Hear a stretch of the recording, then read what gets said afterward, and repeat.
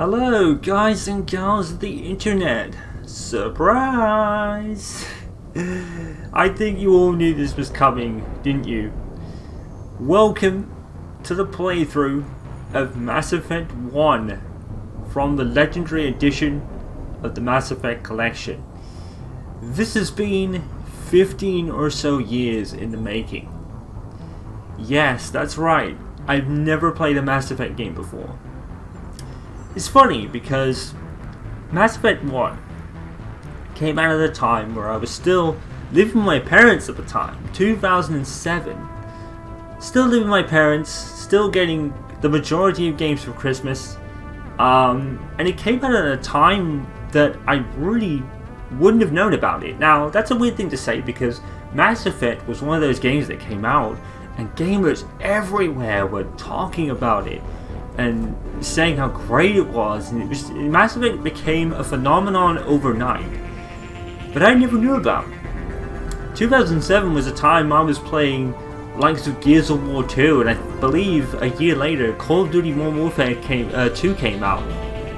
And I never heard about it. It went over my head for so long. But in my later years, I started to hear about Mass Effect a lot more, and after hearing about it a lot more, in the most recent years I would say, this has been on my to-play list forever. I've always wanted to experience it, but never have. Like I said, Mass Effect 1 became an overnight phenomenon that spawned into a series and became one of the most legendary series ever made. And then, somewhat unfortunately, Mass Effect Andromeda came out. Now, I don't know the whole ins and outs about that. Again, like Mass Effect 1, it's only through things I've heard. But I may check it out. I mean, the bigger part of me doesn't want to be honest, because if this series is as good as people say, then Andromeda is going to leave a very bad taste in your mouth. Just for how much of a downgrade it is. But that's only through people saying. That's not my opinion, because I don't have an opinion, because I haven't played it before. We're going to put that right. I'm going to put that right today. Now, this has become about even more recently, because Tom Lady Games has actually played and beaten the first game. She's playing the second one now. I'm so proud of her, because I'm going to go all mushy here, but I'm so proud of her because Tom Lady, to be honest, isn't the sort of person I would have ever imagined playing and beating Mass Effect. It's a huge game. But then again, maybe it has, because, to be honest, she's been doing a lot more bigger games lately. She beat Spider-Man a while back as well. So she's starting to play these games I would have never even thought she'd play. She's not a bigger gamer as I am, to be fair, but the likes of Mass Effect and Spider-Man are two games I would have never thought she would even touch.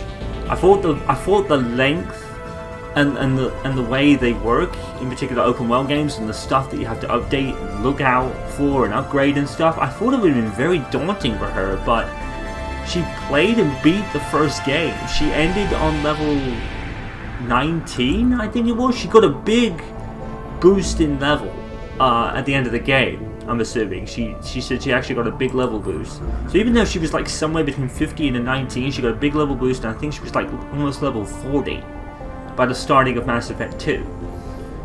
So now I believe what she did was she mainly did the main missions. She didn't really focus on the side stuff. I'm going to do a lot more of that in these playthroughs. I'm going to focus a little bit more on the side stuff, because the thing with these games is you have to explore a lot of what you do in Mass Effect 1 and even Mass Effect 2 for that matter actually will... What is booting up here? I've got a black screen, I don't know why. I don't know whether Mass Effect 1 is booting up behind this or not. I've just hit a black screen. I don't know whether it's loading or not. Here we go. Here we go, there it is. Now give it a minute, because it's obviously going to be a black screen for a bit while my OBS sorts it out, because as you may have noticed, I'm playing the PC version. Why am I not getting a screen right now? I'm going to rectify this in a minute. I don't know what's going on. It might be because it's not in full screen. Okay, give me a minute. I'm gonna see if I can sort something out here because I'm getting a black screen and you guys aren't seeing anything. So give me a minute. I'll see if I can fix it. Aha! There we go. I fixed it. I just had to have it capture a specific window for some reason. I think it's because it had to boot up another game in kind of the background to the Legendary Edition, which makes sense. All right. So let's sort out the options here. Right, so as you can see, yes, we are playing the PC version. Yes, I am going to attempt this with keyboard and mouse as well. Let's see. I think that's right. Let's turn motion blur off. Dynamic shadows? That's ray tracing, isn't it? I wonder if I should turn that off. Because obviously I'm not recording in 4K, so I don't know if that'll mean anything. Motion blur off. We'll have that off. Fill grain we'll have off. We'll just turn off all the kind of really fancy effects because I think the film grain was actually one of the things people didn't really like about it. Is motion blur off? Yeah, I'm getting confused. Dynamic shadows. Hopefully that won't mess up the quality of the playthrough. I hope not. Anti-aliasing. Changing to areas of the game should be receiving less ambient light, creating depth and realism.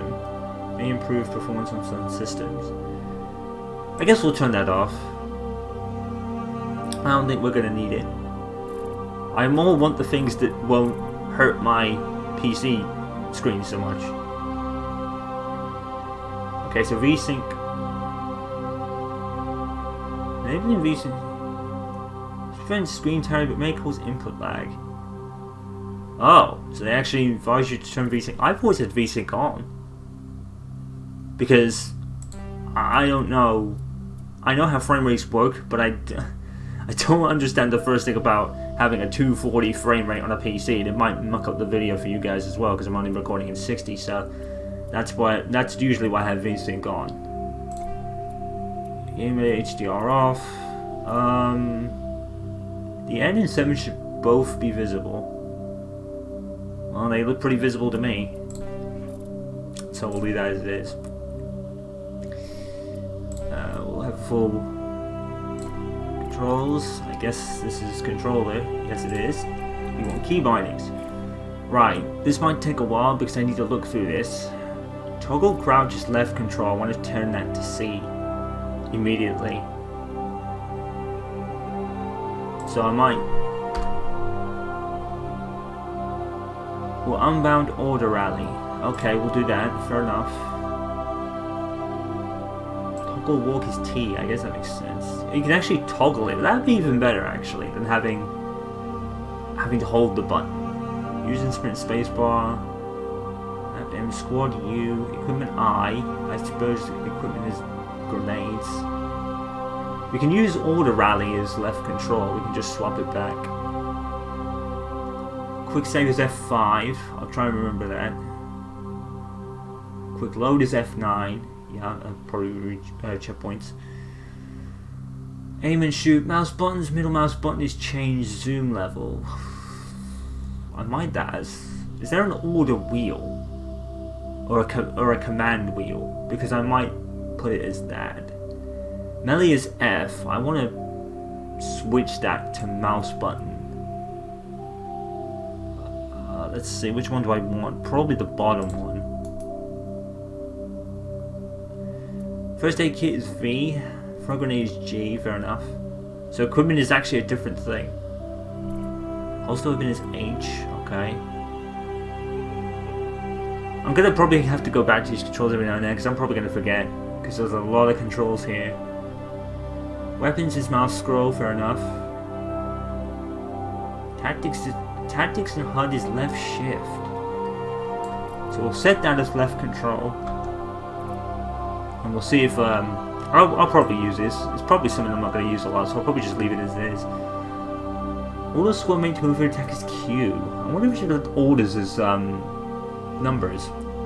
Mind you, I think numbers is wheel switching, weapon switching. Q, squad mate 1 and 2. Oh lord. Yeah. quick slots, yeah. Toggle quick slots, huh? Vehicles. I'm not looking forward to that. Freaking vehicles. Oh, we have secondary key. Wait a minute. No, it's still unbound that, wouldn't it? As a secondary key, that would get confused. So it's a good thing I did that. I hope Mouse's movement in vehicles aren't gonna suck. Jump jets? What? Oh my lord. Oh lord. Oh, this is gonna be interesting. Okay.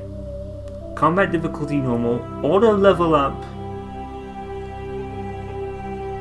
I'll turn that off. Level scaling. In classic mode, the original 1 to 60 level range will be used instead of the new 1 to 30 level. Oh! Okay. Ah, so is that why Time Lady was so low? She probably had it on legendary options and she has lesser numbers. I might have this in classic mode. I might do. Why not? And time points progression remains the same, but the number of levels is doubled. Huh. I think I'm gonna have this in classic mode. What other modes are there? Does it say what legendary mode will do? No. I'm gonna have it in classic mode. Determine which skills and talents squad members will use in combat. What? Should we have all, maybe? I don't really know what this means. Like I said, this is my first time ever going into this. I have enabled tutorials because I'm probably gonna forget. Yeah, I think we'll do that. Go with the classic mode. Let's play as how it's intended to be played. Which is probably why Lady Time Lady was so low. Maybe she went on the legendary one. To be fair, right? If she did do that, which I believe she did, level 19 out of 30 levels isn't too bad. She was over halfway, so Time Lady did exceptionally well. And that's probably, yeah, that explains a couple of things as well. So yeah, she did exceptionally well. But she played it under the newer settings, which is understandable. So I'm gonna have a classic run here. I'm gonna play the game where it's intended to be played because that's the right thing to do. And like I said, I'll probably be doing a lot more than she did. To be fair, what was that? Is it something about? No, I must have missed it. Okay, right. So I guess we start. Now I know immediately what I want to do here. Military database. This has been Classified information requested. I know exactly what I want to do. Establishing secure connection. Might be a bit different to what you guys are probably expecting as well. Confirmed. But I think there is a reason for that. One thing I want to do is I'm going to probably back out of the game just a second to bring something up so I spell their name correct. So let me do that a second. Okay, so Juju N7 covert N7 status ID records are incomplete because of our identity. So Mass Effect has like a character curation tool. These are the default builds. We're gonna go as a new ID, and I'm going to be a femshep. And the reason I'm doing that is very simple. I think the femshep's actually the more popular option. I'm not entirely sure, but the femshep is voiced by Jennifer Hale, who I'm very familiar with. The Metal Gear series and all. As she plays Naomi, she's relatively famous. She's very famous actually, but she's not someone you hear. She's kind of a household name that isn't, if that makes any sense. Like, everyone knows her voice. She's got a very recognizable voice if you play the Metal Gear games in particular. It was like in Halo 4, when she played Palmer, one of the Spartan agents. I instantly recognized her voice. She's got one of those recognizable voices. She also did, not only did Naomi in Metal Gear Solid 1 and 4, definitely 1, she wasn't in 2. I don't even remember. No, she wasn't in 2. She played Emma Emmerich in 2. And then she came back as Naomi for Metal Gear Solid 4. Yeah, that's the way. So, I'm actually going to be her for that Please reason. log in to access your profile. Now, I had a really few thoughts about this, about what I actually wanted to be called. I'm going to be Jennifer. It's going to be a playthrough pretty much in her honor. Well, I say in her honor, but probably not because she ain't going to watch this. But yeah, I'm not really good at curating myself anyway. So if I do someone that isn't me, then if I mess up on curation, then it's not such a bad thing because I'm not basing it on myself, because I've never been able to curate myself. I did have a couple of other options. I know I'm going to sound like a complete dork here, but part of me wanted to even go with Maxine for Maxine Caulfield, but nah. That's already kind of, she's in her own little thing, as it were. So, in honor of Jennifer Hale, because of how awesome she is, this is what we're going to go with. I know it sounds like a weird thing, but it's better than doing me and getting me completely Warning, wrong. data corruption detected. Please Like I said, reconstruct profile. I'm not sure what Confirm the pre-service popular history. choice is, but like I said, FemShep's definitely more of a known person. Let me just alt-tab out of the game a second and remove that, because I wanted to make sure I spelled her name right, because I know Hale has a different way of spelling it to the original way. She has, I think it was 2 N's, and normally I think Jennifer's a 1 N, but my spelling sucks. So there's that. Let me just bring up that a minute. Put that there. Move this across. There we go. Right. Sorted. Okay. A lot of setting up here. Right. So, pre-service history. Let's have a look at this. Both your parents were in the Alliance military. Your childhood was spent on ships and stations as they transferred from posting to posting, never staying in one location for more than a few years. Following your parents' footsteps, you enlisted at the age of 18. Sounds like the most default option. I kind of might want to go away from that. Born and raised on Mindor, a small border colony of Actician Terraverse. Sorry, I can't read. When you were 16, slaves raided Mindor, slaughtering your family and friends, and you were survived by passing a line. You were saved by passing a line to patrol and enlisted with the military a few years later. You were an orphan raised on the streets with the great megatropolis covering Earth. Escaped the life of petty crime and underworld gangs by enlisting with the Alliance military when you turned 18. I wonder if... I'm trying to think what is the most kind of default option, or everyday option, as it were, you know what I mean? And I kind of want to do a different thing. I'm kind of tempted to go colonist here. But I wonder if that's a Shepard trait, because from what I know, Shepard becomes pretty much a war hero at that point. So I wonder if I'm tempted to. I don't want to do the Earthborn, I don't think. I might do one of these two. I might go with the colonist, actually. I mean, both of these, Spacefarer and Earthborn, seem like the most, common outcomes. If that makes any sense. See, this seems like a very common thing to do. It seems like no real surprises. So I'm tempted to go for colonist, just to be a bit different. You know what I mean? I mean, this isn't me I'm focusing on either, so that kind of gives me a bit of leg room. This is going to take a while, guys. I might skip most of this, I might not, it depends. I don't want to spend too long you guys looking at these screens, but I really want to think about what I want to do. This is a series that will span like 3 games, so I want to make sure I have a playthrough that's unique, I guess? I don't know. I guess it doesn't matter, but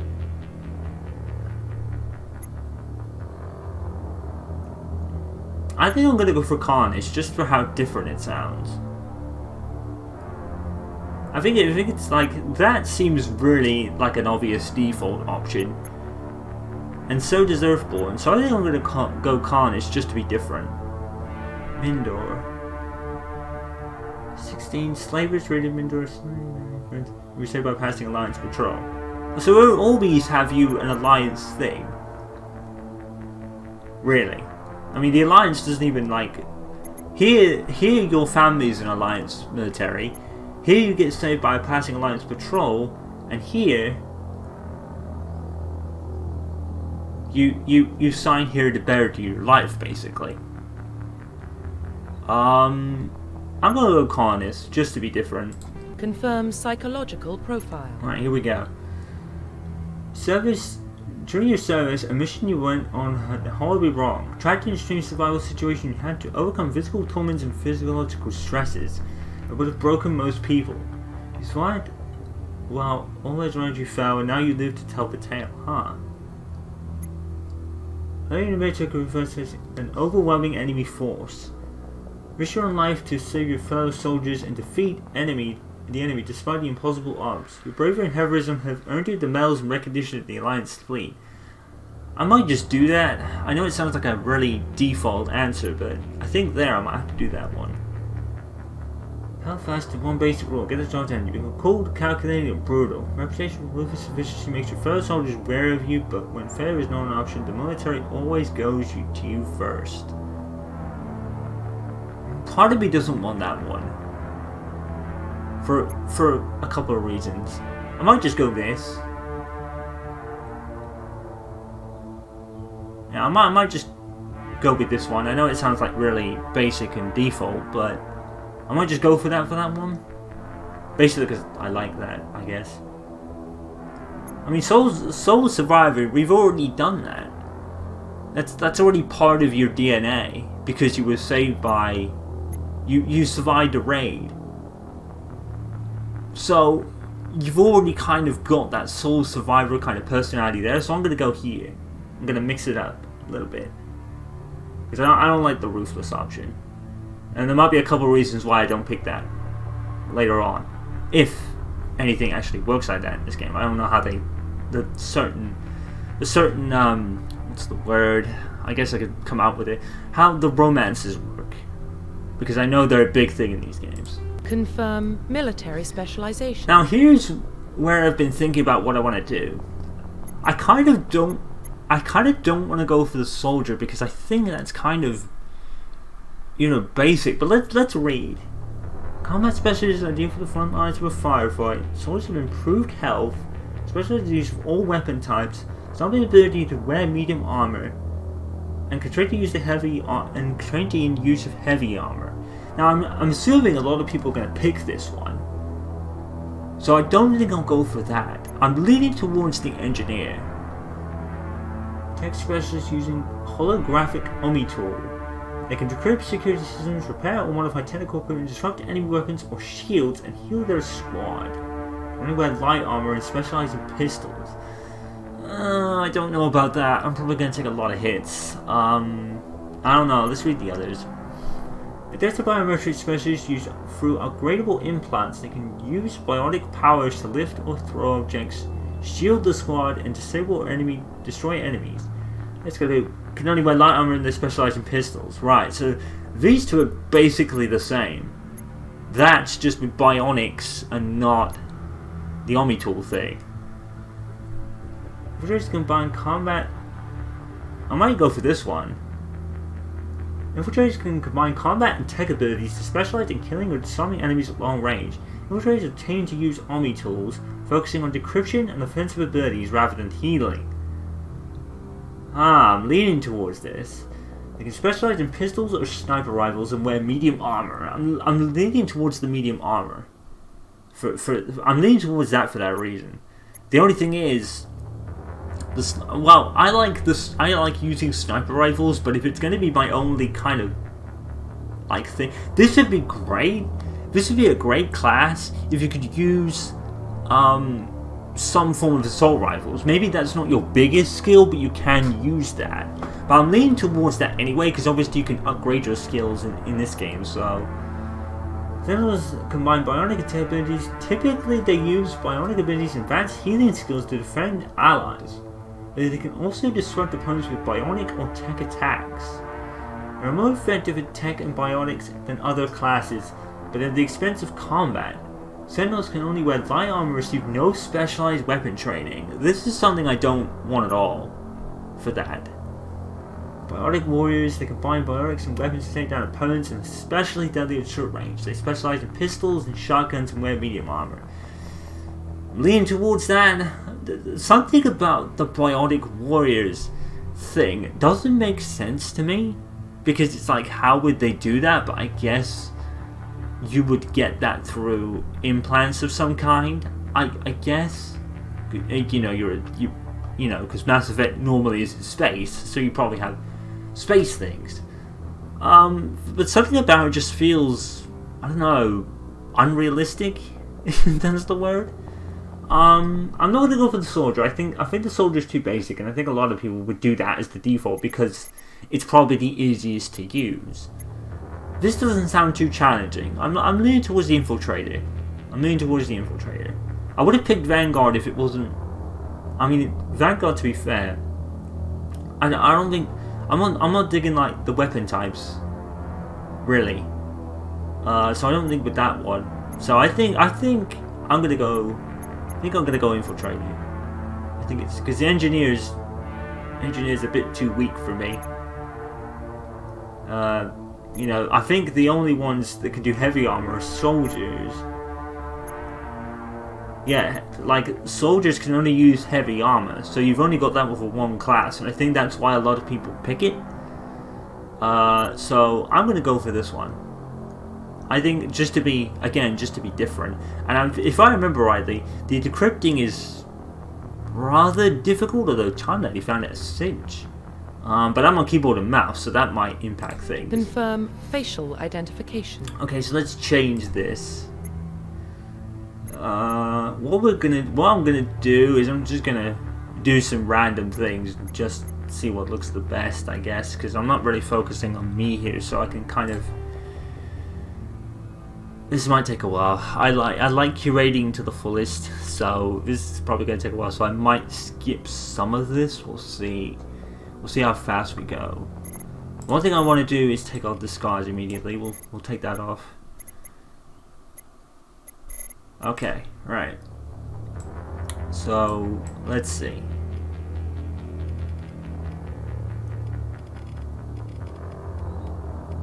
I kind of like that one, or the one before it.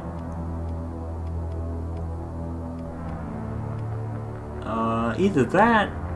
No, it's a bit too pale. I'm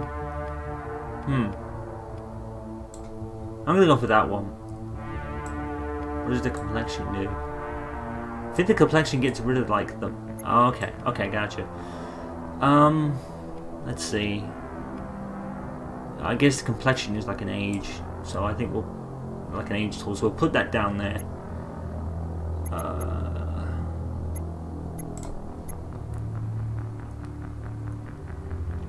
One thing I want to do immediately is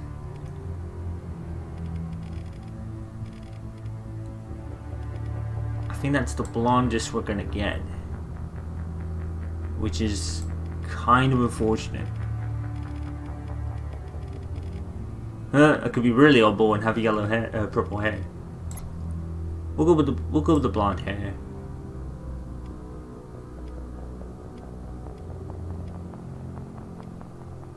Let's see.